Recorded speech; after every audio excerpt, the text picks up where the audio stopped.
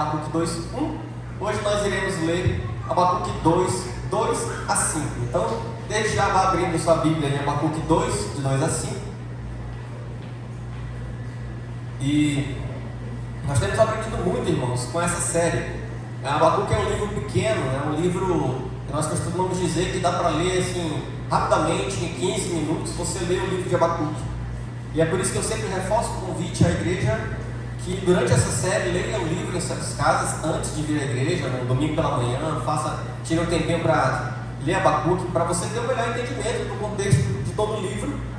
Nós sempre reforçamos que livros e cartas bíblicas não é interessante a gente ler sempre por pedacinhos, sabe? Ninguém lê uma carta por um pedacinho, um parágrafo e deixa para outro dia ler. Assim como nós, livros pequenos que são para dar para ler uma sentada, podemos assim dizer, nós devemos fazê-lo de vez em quando nesse livro. Eu vou ler hoje, irmãos, Abacuque na versão Almeida Corrigida Fiel. Se a sua versão é NVI ou outras, pode acompanhar na sua versão mesmo, mas vai acompanhando a minha leitura que eu vou ler na Almeida Corrigida Fiel. Por que eu escolhi essa versão? Ela vai ser melhor para o nosso entendimento do texto. Então, Abacuque 2, de 2-5, diz assim: Então o Senhor me respondeu e disse: Escreve a visão e torna-a bem legível sobre tábuas, para que a possa ler quem passa correndo.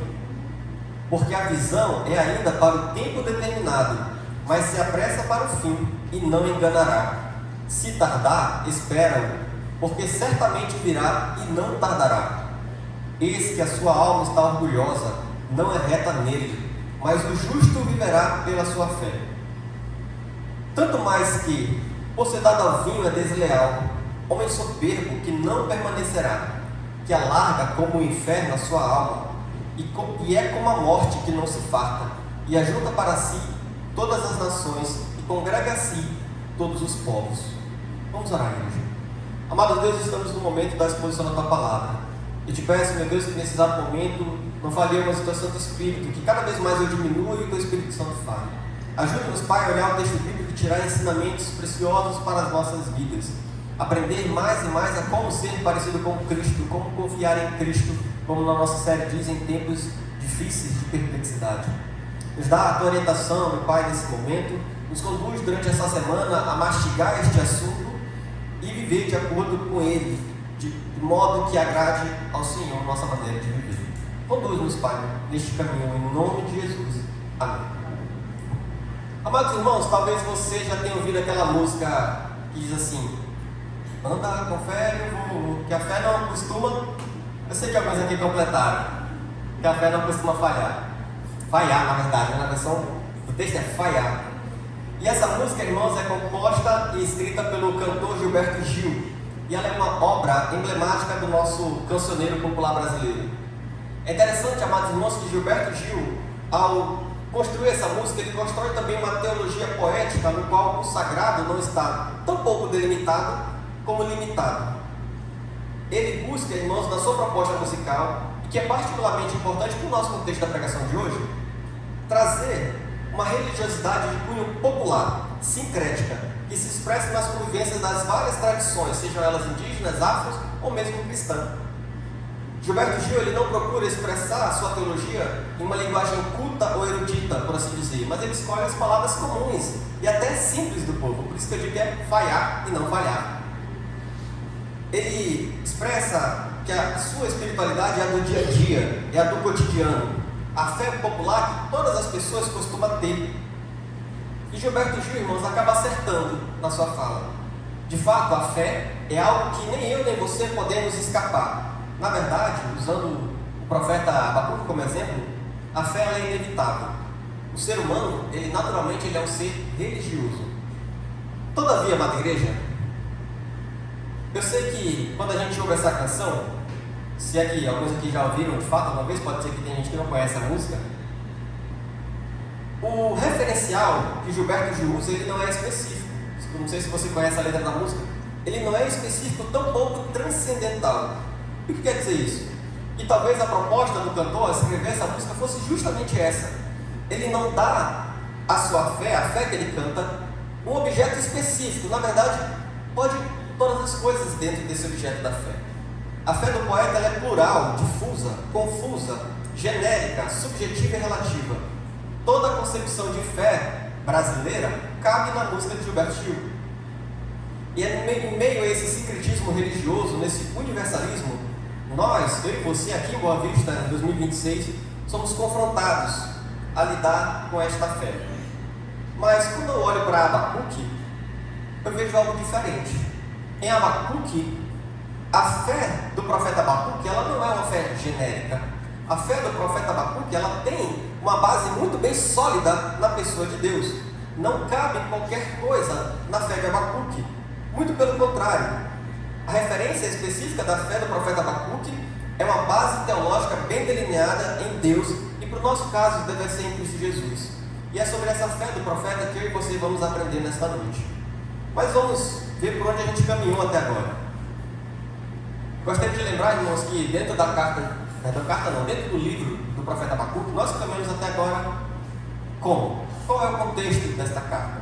Nós lembramos que o profeta mora em Judá, numa época ali no final do reinado do rei Josias, e ele vê, olhando para a sua nação, ele vê a própria nação se corrompendo. E Abacuque então vai fazer um clamor a Deus, dizendo: Senhor, até quando? Se você abrir a sua Bíblia em Abacuque 1, você vai ver ele clamar por socorro. Senhor, até quando eu clamarei por socorro? Até quando eu gritarei violência? Por que o Senhor me faz ver tanta injustiça? Por que há conflito por todo lado? Por que o ímpio prospera em cima do justo? Por que a lei está se corrompendo e a justiça está se torcendo? É interessante, irmãos, que nós vivemos dias tais como o de Abacuque. Não confiamos muitas vezes nas nossas próprias autoridades. Nós vemos a lei se perverter a favor de quem tem mais dinheiro, por assim dizer. Nós não confiamos, por vezes, nas nossas mais altas instâncias superiores da justiça. Nós vamos ver a violência em cima de violência dia após dia. Basta você ligar a TV, botar num canal qualquer, no horário de meio-dia, e você vai ver. A manchete dos nossos dias é: fulano morre, fulano é esfaqueado, fulano é violência, mais violência. E nós, eu e você, podemos chegar, tal como Abacuque, diante do Senhor e gritar: Senhor, até quando? Até quando nós vamos clamar por socorro? E Abacuque leva então essa primeira queixa a Deus.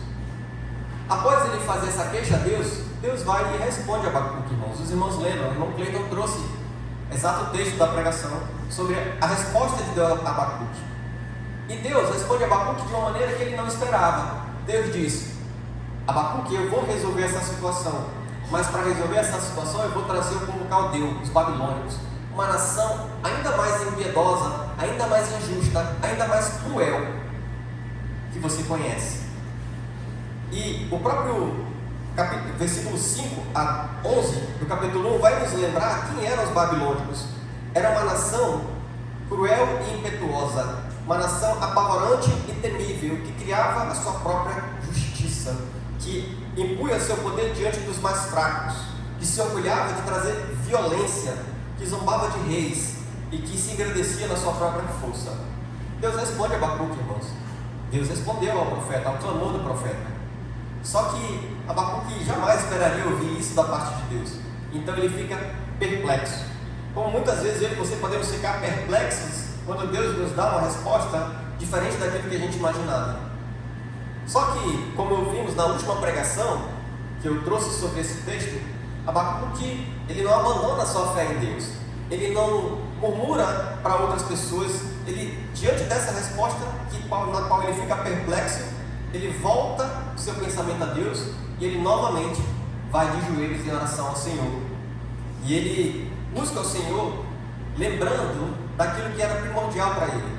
Abacuque, ele não entendeu a resposta de Deus, mas ele começa a voltar-se a Deus lembrando dos atributos de Deus. Nós lembramos, ele fala da eternidade de Deus, da justiça de Deus. Ele fala do quanto o Senhor é santo, do quanto o Senhor é a rocha, aquela que não muda. E por isso ele declara na sua oração: eu sei que como o Senhor não muda, nós não morreremos. Não somente isso, irmãos, mesmo que ele voltasse aos atributos de Deus, Abacuque ainda tinha dúvidas. Mesmo quando a gente lembra de quem Deus é, não nos escapa muitas vezes de que nós vamos ter dúvida do que Deus está fazendo em nossas vidas. E Abacuque leva essas dúvidas a Deus. Eu falei na última pregação sobre esse texto que Abacuque ele abre o coração e coloca exatamente o que estava complicando o seu coração. E ele faz perguntas a Deus. Deus, como pode o Senhor vai usar essa nação tão justa para castigar a gente? Como um Deus tão puro de olhos como o Senhor vai usar esses povos cruéis? E pior, Deus, como é que isso vai resultar na tua glória? Se ao final de tudo isso, quando eles fizerem o que o Senhor está mandando, eles não vão honrar ao Senhor, eles vão honrar a própria força, que lá é representado, eles honrando a sua própria rede. E por fim, irmão, Abacuque toma uma decisão que eu e você, como falamos da última vez, também devemos tomar diante de perguntas que nós fazemos ao Senhor que não sabemos a resposta. Ele escolhe esperar no Senhor. O texto diz em Abacuque 2:1 que ele vai tomar um posto de sentinela, vai ficar sobre a muralha e aguardar a resposta do Senhor. O que o Senhor iria responder à sua queixa, à sua oração? Isso foi até onde nós caminhamos até aqui. E hoje, irmão, nós começamos imediatamente no versículo posterior a ideia de Abacuque esperar. Deus vai responder a Abacuque novamente, irmãos. Deus não vai deixar Abacuque sem resposta, como ele não fez da primeira vez. Novamente, Deus não deixa o nosso profeta sem resposta. Deus responde, irmão. Só que Deus vai mostrar ao profeta que ele sabia que aquilo que Abacuque estava acusando os babilônicos era verdade. Ele sabia que os babilônicos eram um povo cruel. Só que Deus vai mostrar nessa resposta que começa no versículo 2 e vai completar em todo o capítulo, vai terminar lá no versículo 20 do capítulo 2. Deus vai responder que vai julgar. Só que, para fins didáticos, hoje a gente só vai até o versículo 5. A partir da próxima semana, nós vamos ver o restante da resposta de Deus, os que a gente denomina os 5 ais de Deus. Ai daquele, ai daquele. Mas deixa isso para o próximo momento. Hoje nós vamos tratar desses primeiros 5 versículos. Irmãos, Deus vai julgar. Ele mostra a Abacuque que, olha, eu vou te mostrar que eu vou julgar. Fique tranquilo. Eu sei que essa nação é cruel, eu sei que essa nação é impetuosa, mas eu vou julgar. Eu não vou deixar passar batido os seus pecados, a sua violência. Eu vou julgar. Então, irmãos, o que nós vamos ver nessa noite, e a grande ideia que nós vamos tentar percorrer nesta noite com esse breve texto, é que a resposta de Deus pode até tardar aos nossos olhos, mas ela já está escrita no tempo para salvar quem confia e julgar quem se engrandece. Essa é a grande ideia que nós vamos percorrer essa noite.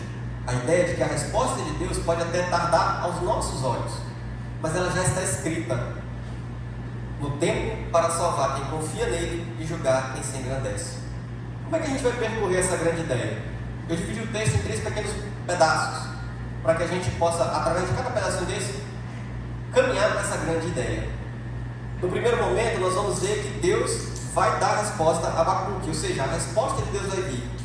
Deus manda o profeta escrever, deixar escrito, registrar, para que fosse preservado à posteridade. Em um segundo momento, irmãos, Deus vai mostrar que o caminho do orgulhoso era um, e que Ele vai mostrar como é esse caminho do orgulhoso, do arrogante.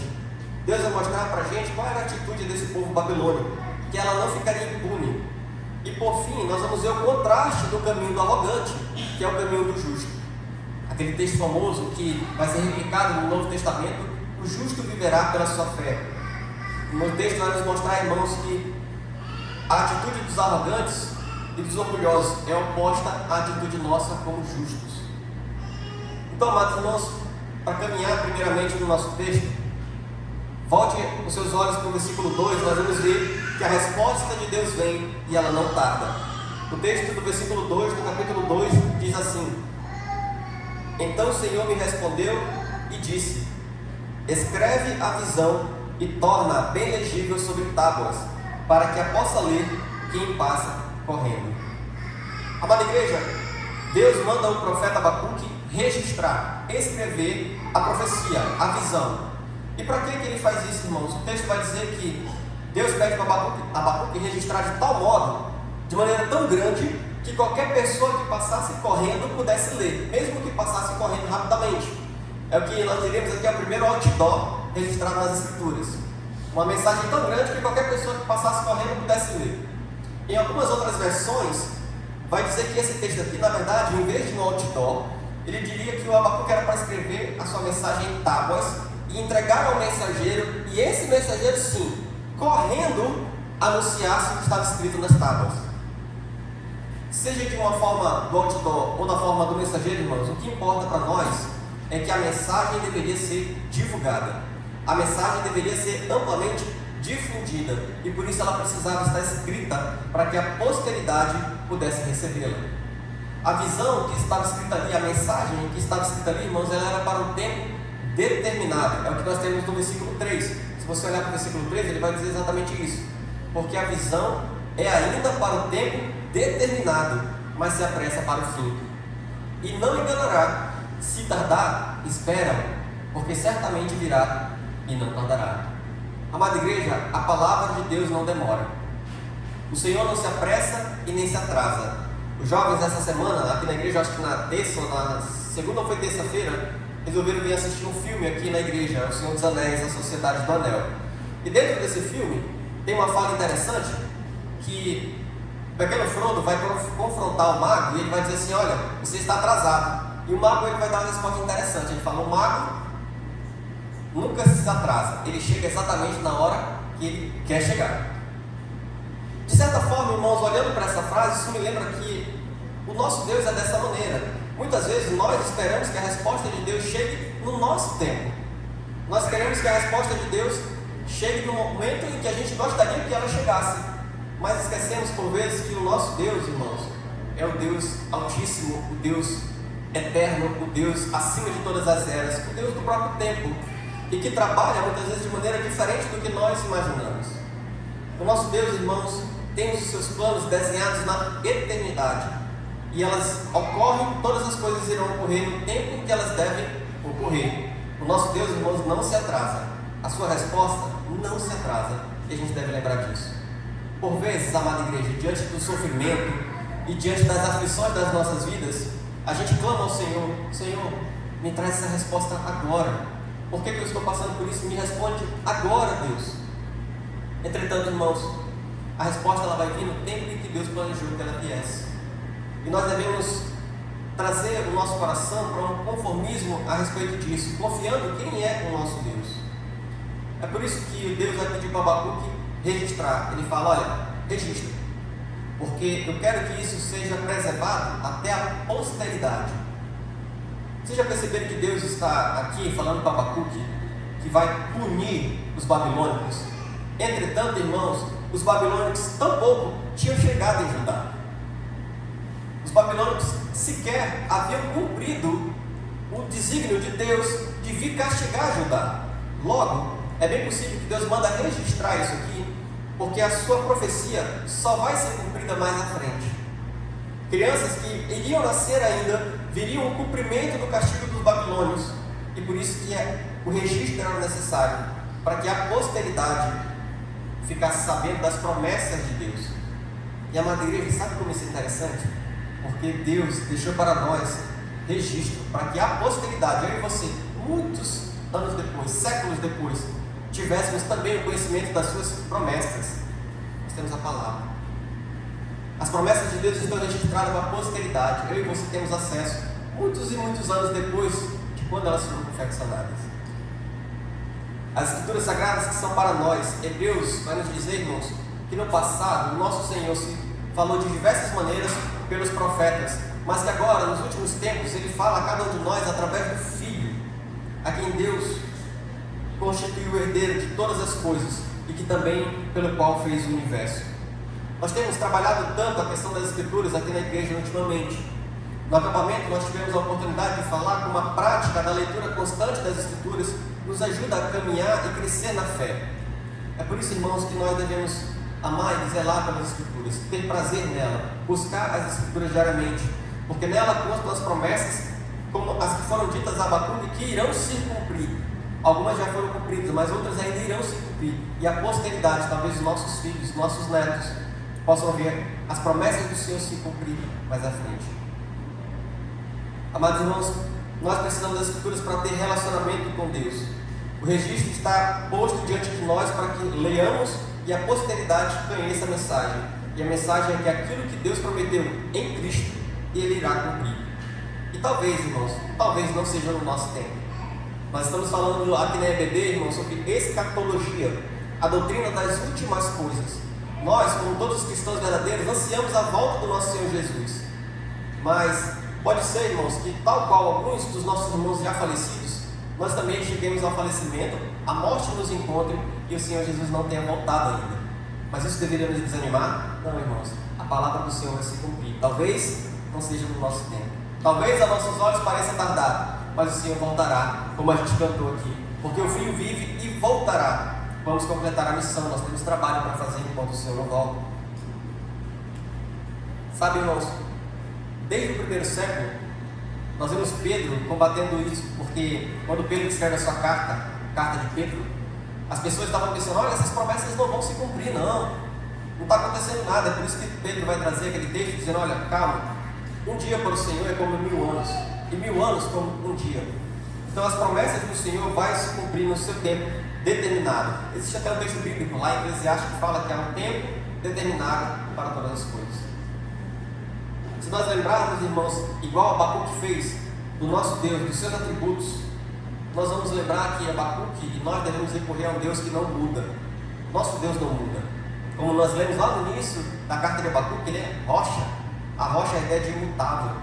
Então nós podemos confiar, irmão, que o plano de Deus está de eternidade a eternidade preparado para nós. Diante dos atributos de Deus, nós podemos dizer que nós não morreremos. Nós falamos isso espiritualmente falando, porque na carne iremos morrer, mas como a promessa está posta diante de nós, nós não morreremos eternamente. É nosso dever, irmão, meu e seu, ter confiança no nosso Deus. Tudo aquilo que Ele prometeu na eternidade é promessa. E isso nós vamos conquistar pela fé. Nós vamos falar de fé hoje. Nós vamos falar o que significa o justo viver pela fé.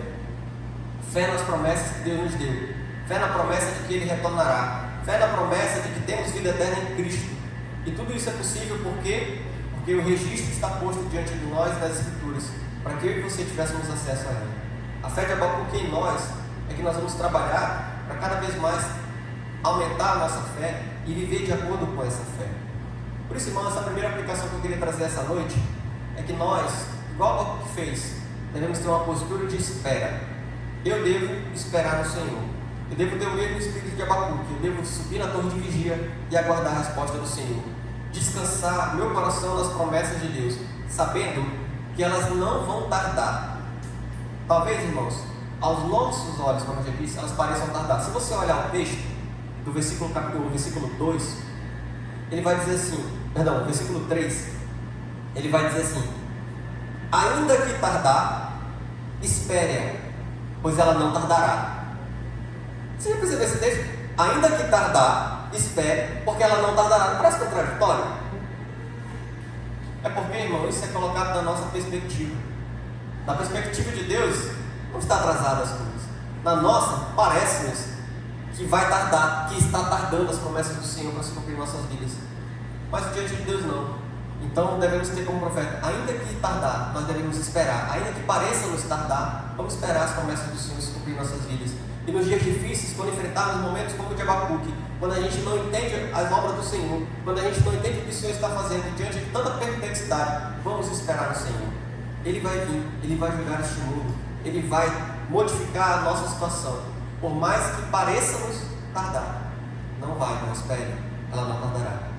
O segundo ponto da nossa mensagem, amada igreja, é o caminho do orgulhoso. Nós vemos Abacuque, Deus falar a Abacuque, irmãos, que ele deveria escrever para a posteridade o quê? Que o ímpio iria ser julgado. Irmãos, Deus não vai deixar Abacuque sem resposta. Ele vai falar: olha, eu entendi a sua reclamação, mas eu vou julgar esses ímpios. E eu vou te mostrar como eu sei o caráter deles. E Deus vai nos mostrar, irmão, versículo 4 e versículo 5. Vamos ao texto novamente. Versículo 4 diz assim: eis que a sua alma está orgulhosa, não é reta nele, mas o justo viverá pela sua fé. Tanto mais que, por ser dada ao vinho é desleal, homem soberbo que não permanecerá, que alarga como o inferno a sua alma, e é como a morte que não se farta, e ajunta para si todas as nações, e congrega para si todos os povos. Amados irmãos, esses soberbos aqui são os babilônicos, os caldeus. E nós podemos ver que Deus usa para esta nação uma personificação. Se você parar para olhar o texto, não parece que Deus está falando de uma nação, mas de uma pessoa. Então, Deus personifica a nação babilônica numa figura de uma pessoa. E nós podemos supor que, por exemplo, é o próprio rei da Babilônia, Nabucodonosor. Se nós lembrarmos do que está escrito em Daniel, certo dia, Nabucodonosor, diante do seu palácio, em cima do seu palácio, ele olha para a sua grande nação e seu coração se enche de orgulho. E ele solta aquela frase: eis a grande Babilônia que eu fiz com o poder das minhas mãos. E nós conhecemos a história de como Deus humilha Nabucodonosor por não reconhecer que aquilo ali foi obra do próprio Senhor que deu a ele. Mas Deus faz isso, Ele traz toda a Babilônia como se fosse uma pessoa e fala: olha como você é soberbo e orgulhoso, a sua alma não é reta. A Babilônia, irmãos, ela não é reta porque reta aqui é no nosso contexto da ética como uma pessoa que não é moralmente correta. A Babilônia não é reta porque, como o próprio texto nos disse em outros momentos, ela fazia a sua própria justiça. O versículo 7 do capítulo 1 vai dizer: eles são pavorosos e terríveis e fazem as suas próprias leis e impõem a sua justiça. Os babilônicos impunham a sua justiça, algo mais forte. E Deus vai dizer: é por isso que eles são orgulhosos, é por isso que a alma deles não é reta, não é correta. O Senhor vai dizer também, irmãos, que o babilônico, os ímpios eram orgulhosos, e orgulhosos a tal ponto que eles eram insaciáveis. Era como o exemplo do vinho que é colocado aqui, como alguém muito apegado ao vinho que sempre deseja mais e mais vinho. O outro exemplo é como o inferno e o cemitério, aqui colocado como Sheol, que sempre deseja mais. A gente parece que nunca viu o cemitério se encher, né? É sempre recebendo o corpo é a mesma ideia que é trazida aqui. Em Provérbios, vai nos dizer que 3 coisas não são satisfeitas. 4 jamais dizem basta: o Seol, seria a ideia do inferno, o vento estéril e a terra que nunca se satisfaz com o fogo. Então, assim como o Sheol e a morte continuamente abrem as suas bocas para engolir mais e mais corpos, assim também aqueles caldeus babilônicos, eles procuravam devorar as nações. Eles buscavam, irmãos. Deus havia designado eles para punir Judá, mas eles não iam parar por aí. Eles iam avançar e conquistar as nações sobre nações, e iam muito além do desígnio de Deus.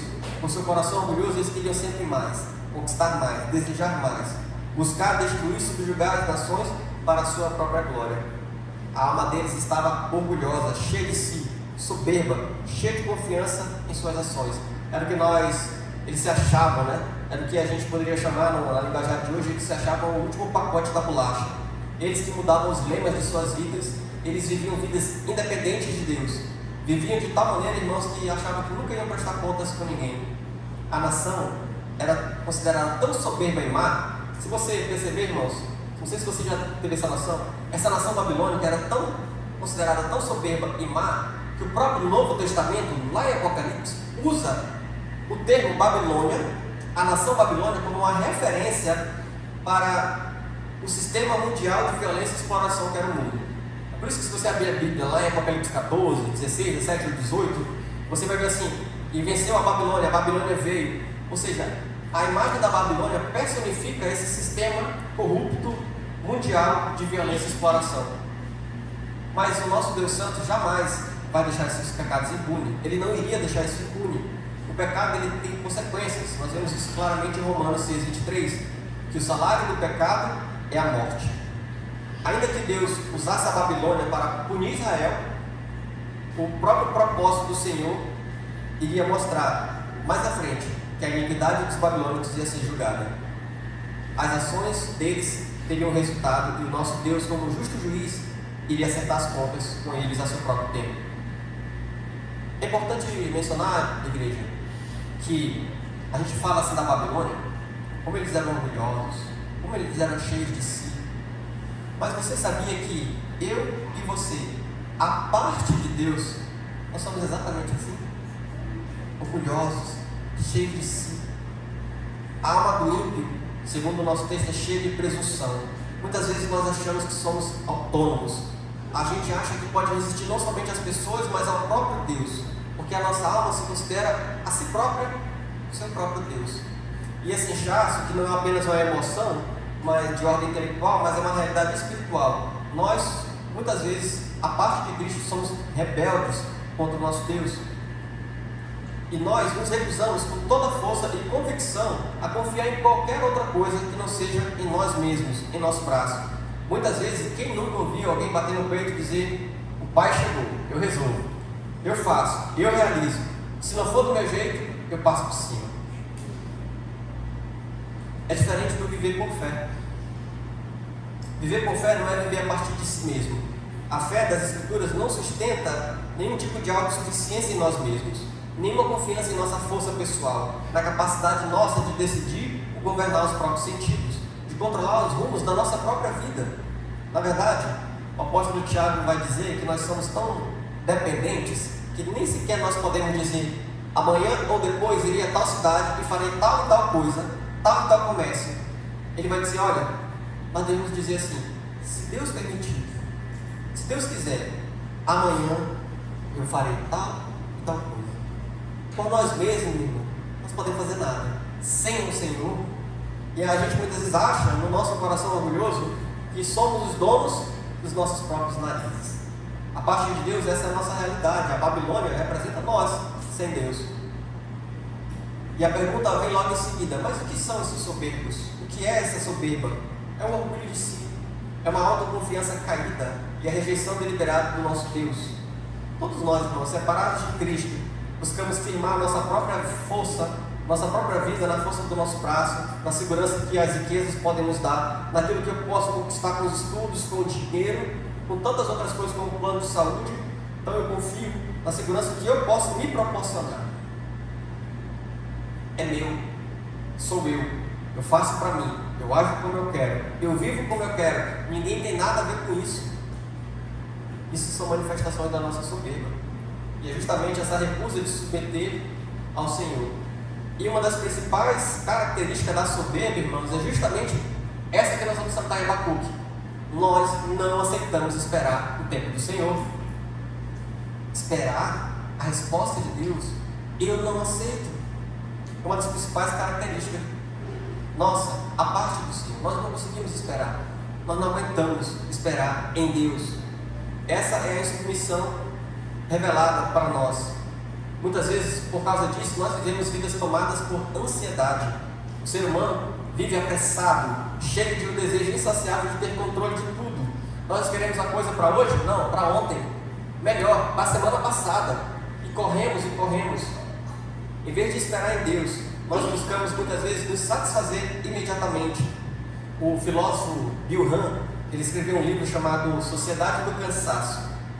E ele diz que nós vivemos uma vida tão frenética e tão acelerada que a gente parece não ter tempo para nada. Quantos de nós não queríamos viver dias de 36 horas? Porque parece que nos falta tempo. A verdade hoje em dia é que não falta tempo, mas nós somos tomados por imediatismo puro. Mensagens instantâneas, a gente manda mensagem no WhatsApp, se a pessoa não responder na hora, a gente já fica agoniado. A gente come mal, só para poder comer mais rápido. Quem aqui não ouviu falar do fast food? Ou do miojo, em 3 minutos está pronta a sua janta. A gente corre atrás do Twitter, hoje X, para ter notícias em tempo real, porque esperar o dia seguinte para saber o que aconteceu em outro país não dá. Eu preciso saber o que está acontecendo agora, principalmente se tiver alguém gravando ao vivo. Mas as coisas mais importantes da nossa vida, irmãos, elas não estão sujeitas à instantaneidade. Essa ditadura do relógio, ela não vai resolver as nossas vidas. As coisas mais profundas e desafiadoras das nossas vidas não vão ser imediatas. E a solução muitas vezes não vai sair da forma como a gente planeja e no tempo que a gente planeja. Não vai ser na velocidade que a gente quer, mas no tempo do Senhor. O Senhor, ele não se adequa à nossa agenda. Ele não opera conforme o meu e o seu cronograma. O nosso tempo, o meu jeito de ser, ele não faz conforme isso. E a gente muitas vezes acha que ele deveria agir dessa forma. Mas ele é Deus, irmãos. Ele tem os seus desígnios. Ele é soberano, ele é o Senhor do tempo. Ele é o meu e teu Senhor. Ele requer daqueles que caminham com ele fé. Espera em mim. Espera e confia em mim. E a fé vai se manifestar, a nossa fé vai se manifestar na nossa capacidade de esperar em Deus. O soberbo, irmão, não vive com fé. Na verdade, ele se recusa a viver pela revelação do Senhor. Ele se recusa a depender do Deus da palavra. Ele se recusa a seguir os seus caminhos. E no final, conforme nós vimos lá em Romanos, o soberbo é destruído, porque a palavra de Deus diz que Deus resiste aos soberbos, mas concede graça aos humildes de coração. Como eu disse, Deus vai mostrar que esses soberbos vão ser julgados e condenados. Mas isso vai ficar mais para a nossa próxima pregação dos ais de Deus, 5 ais. Se você olhar na sua Bíblia, no capítulo 12 você vai ver esses 5 ais. Ai daquele que obtém lucros injustos, ai daqueles que edificam a cidade, ai daquele que dá bebida, e assim vai. Mas deixa isso para a próxima semana. Agora nós vamos ver, se Deus falou do soberbo, arrogante, ele faz um contraponto no versículo 4. Você percebeu? Ele faz um contraponto, uma virada, ele coloca o mas o justo viverá pela sua fé. Existe alguém que Deus diz que vive de maneira diferente a tudo isso que eu contei até agora. Versículo 4, irmãos, vai dizer assim: escreva, o ímpio está envaidecido, seus desejos não são bons, mas o justo viverá pela sua fidelidade. Essa é a versão NVI falando. E o justo, irmãos, é o oposto do orgulhoso. O justo é aquele que vive por fé, e não por causa da capacidade, da força da sua fé, não porque ele tem uma fé poderosa, mas porque o objeto da fé dele é poderoso. Nós não somos mais crentes porque a nossa fé é imensa em Cristo, mas na verdade porque o nosso Cristo é imenso. A nossa fé está depositada naquele que é maior que tudo. E nós, por causa disso, somos considerados justos. Nós vamos ver isso mais à frente. Mas se você percebeu que na NVI, ele não fala fé, ele fala fidelidade. A palavra hebraica, traduzida para fé ou fidelidade, é emuná. Não sei como pronuncia, irmão, desculpa. É emuná. Mas a primeira vez que essa palavra emuná aparece na Bíblia é naquele contexto onde Moisés e o povo de Israel está batalhando contra os amalequitas, e o texto vai dizer que Moisés precisava ficar com as mãos levantadas, e toda vez que ele levantava as suas mãos, os israelitas prevaleciam na luta. Toda vez que as suas mãos abaixavam, os amalequitas prevaleciam na luta. Tanto é que Arão e Ur botaram uma pedra para ele sentar, e eles seguravam as mãos de Moisés até que eles venceram a batalha. E a ideia de emuná, essa emuná, era a firmeza, a ideia da fidelidade, estar firme. Moisés, ele cumpriu a sua tarefa. E o que quer dizer essa firmeza e essa fidelidade, irmãos? É que nós devemos estar firmes, mesmo quando a iniquidade ao nosso redor pareça prevalecer. Essa é a mensagem que muitas vezes, irmãos, que o texto de Abacuque está nos trazendo. Diante da realidade que Abacuque vivia, diante da realidade que eu e você vivemos na nossa sociedade, dos dias atuais, tanto pecado, tanta coisa errada, a nossa fé, firmeza, deve permanecer e prevalecer diante da iniquidade. Bom, em momentos mais sombrios da vida, onde a gente está cheio de incerteza e instabilidade, se a nossa vista, se o que a gente vê for a única coisa que a gente se apega, nós vamos ser tragados pelo medo e pelo desespero. A mera percepção das dificuldades muitas vezes nos traz um turbilhão de emoções. Muitas vezes são essas emoções que vão ditar a nossa maneira de reagir. Quando a gente olha para um lado e não vê solução, e a gente olha para o outro e a gente vê mais problemas, por vezes a gente fica com medo e desesperado. E esse medo e desespero vai fazer com que a gente tome atitudes impensadas. E atitudes impensadas vai trazer piores resultados ainda. Por vezes, irmãos, a gente não vê solução e se afunda cada vez mais em tristeza, se isola e o ciclo de desespero aumenta. Até o ponto, irmão, que ele chega tão baixo que em muitos casos acaba terminando em morte. Mas a fidelidade do justo, a fé do justo, ela vai produzir firmeza na ação, levando-nos a caminhar caminhos justos, mesmo em meio a uma sociedade injusta. O oposto de ser justo é ser egoísta. E numa sociedade onde todo mundo aí prefere trazer para si, ser egoísta, prefere realizar o seu próprio bem, nós caminhamos no caminho oposto. O irmão Cleiton trouxe aqui como muitas vezes o ser humano pode ser egoísta, que nós abrimos a TV, ligamos a TV e vemos pessoas milionárias tendo a capacidade de roubar a merenda de criança. Por quê? Porque querem ficar cada vez mais ricos. O justo, ele vive de maneira contrária a isso. Ele deixa de lado a si mesmo, crucifica os desejos da sua carne. E na era do Novo Testamento, o primeiro passo para eu e você nos tornarmos justos é nascer de novo. Nascer de novo significa nascer pela fé em Cristo. E ao nascer de novo, eu e você recebemos de Cristo gratuidade do dom da justiça. É-nos imputado a justiça do nosso Salvador Jesus Cristo. Ao receber a justiça de Cristo pela graça, nós nos tornamos plenamente aceitos diante de Deus. E por isso experimentamos uma retidão de vida. Precisamos ter firmeza em nossa obediência a Deus, desempenhando o nosso papel com zelo no corpo de Cristo. Nós vamos viver obedientemente diante de uma sociedade injusta, vivendo uma vida de amor para com o próximo, fazendo bem aos outros. E ao fazê-lo, nós vamos estar imitando o nosso Senhor para todo sempre. Essa declaração, irmão, de que o justo viverá pela fé, ela aparece 3 vezes no Novo Testamento. É um dos versículos mais citados do Antigo Testamento no Novo Testamento. Ela aparece em Romanos, ela aparece em Gálatas e ela aparece novamente em Hebreus. Em Romanos, ela aparece logo no começo da carta, logo nos textos principais da carta do apóstolo Paulo aos Romanos. Porque lá em Romanos, ele diz assim, Romanos 1, 16 a 17: porque eu não me envergonho do Evangelho, porque ele é o poder de Deus para a salvação de todo aquele que crê, primeiro do judeu e depois do grego. Pois nele a justiça de Deus é revelada da fé para a fé, como está escrito, mas o justo viverá pela fé. Em Romanos, Paulo está escrevendo a sua carta à comunidade dos gentios, que estavam sendo assolados pelos próprios judaizantes, que eram os crentes judaizantes, que diziam que a justiça não podia ser só a fé. Eles precisavam fazer mais coisas, como, por exemplo, voltar à circuncisão. E Paulo vai dizer negativo. Nós não precisamos disso. É a fé que é suficiente para salvá-los. Nós não precisamos de mais regras religiosas. Mas a salvação e a justificação é dada pela fé. Nós somos declarados justos pela fé. Lá em Gálatas, o problema é praticamente o mesmo. Gálatas, nós sabemos que a igreja de Gálatas era assolada pelo legalismo. A grande razão para Paulo escrever para Gálatas é o legalismo da igreja. E lá volta-se o mesmo problema aqui de Romanos.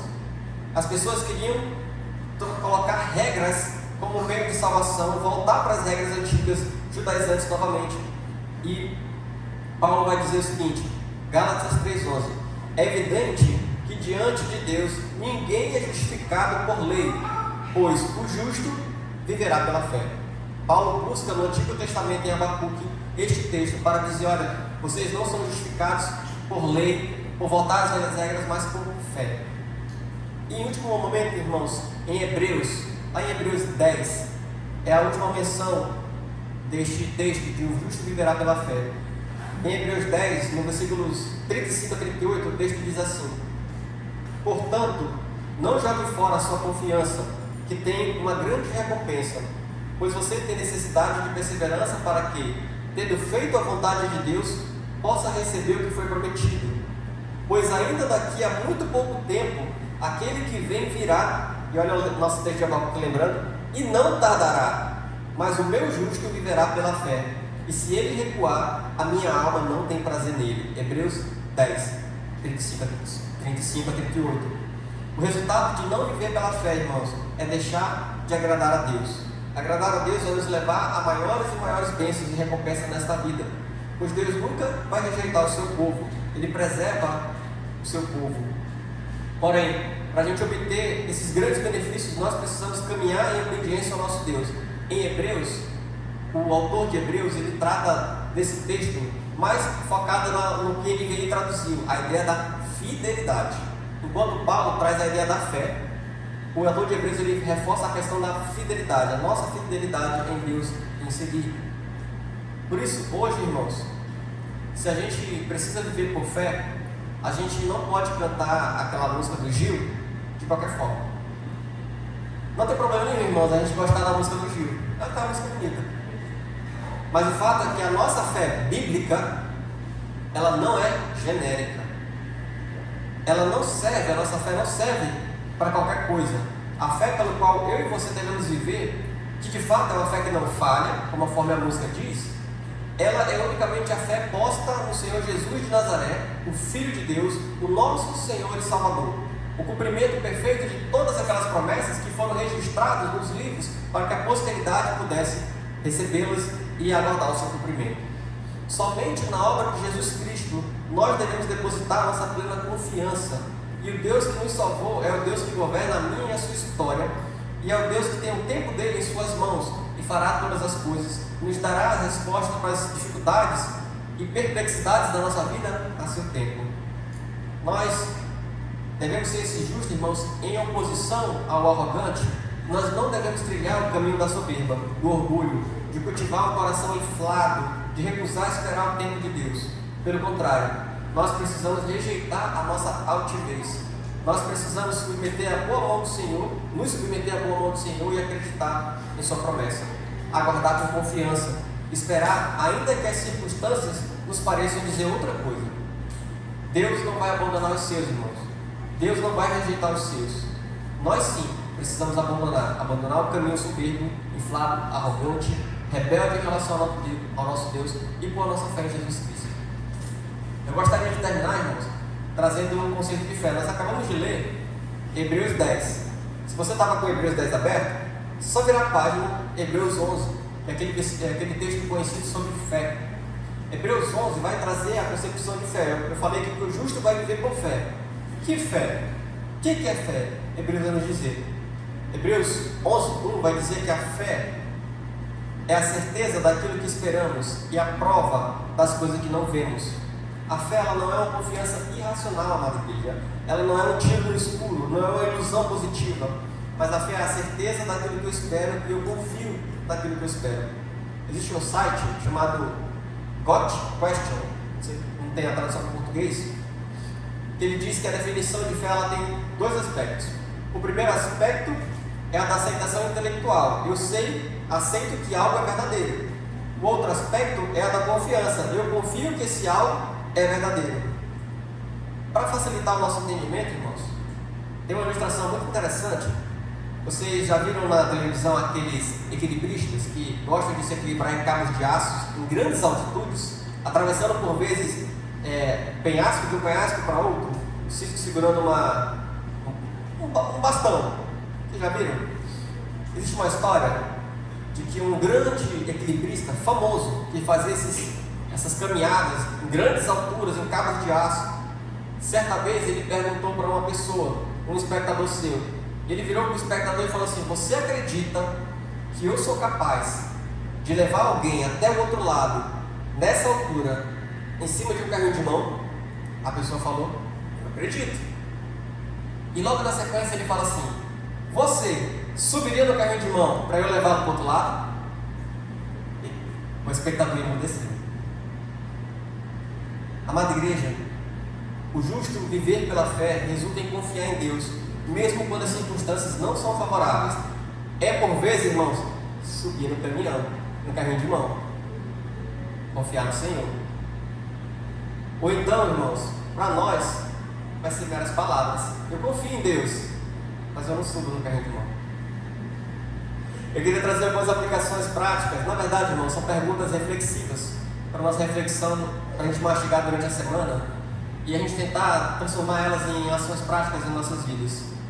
E a primeira delas, irmãos, é diante de uma situação de injustiça ou de um sofrimento que vai parecer muitas vezes não ter fim, você tem buscado solução imediata pela sua força ou tem subido na sua torre de vigia, aguardando a resposta de Deus com confiança nas Escrituras?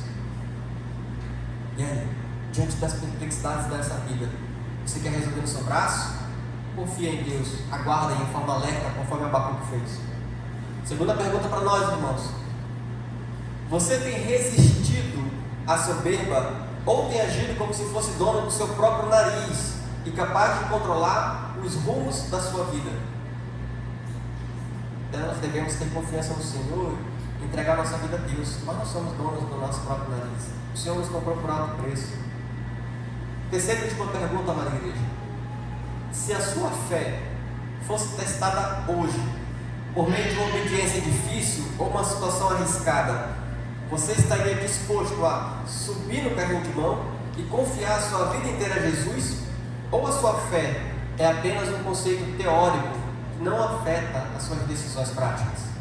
Pense nessas perguntas dessa semana. Olhe diante do que, como você tem vivido diante do Senhor, e reflita como a minha fé está diante disso. Eu sou esse justo que vive pela fé ou não? Vamos orar, amada igreja, que o Senhor nos ajude a refletir nesses termos. Senhor Deus, muito obrigado por mais este momento. Obrigado, Pai, pela Tua palavra que é tão grande, tão poderosa. Ajuda, Pai, a começar de mim a viver essas verdades, a ter uma fé verdadeira, de aceitação intelectual, mas de confiança plena em Ti. Não nos faz, Pai, pela